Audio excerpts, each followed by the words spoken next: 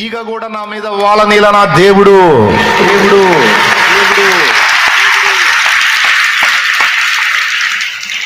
వాడు లైవ్లో వచ్చి, రియల్ అండి, నిజం అండి, పచ్చి నిజం అండి, దేవుని బలిపీఠం మీద చెప్తున్నాను నేను. లైవ్లో వచ్చి నా మీద వాడు ప్రయోగతంతు చేస్తే, బలిపీఠం మీద నన్ను పడగొట్టాలని వాడు తిప్పలు పడితే, వాడు పోయాడు అడ్రస్ లేకుండా.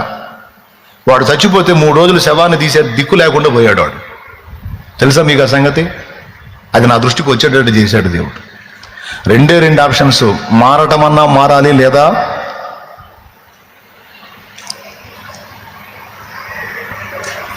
నీ ప్రజల నెమ్మదికై రాజాజ్ఞ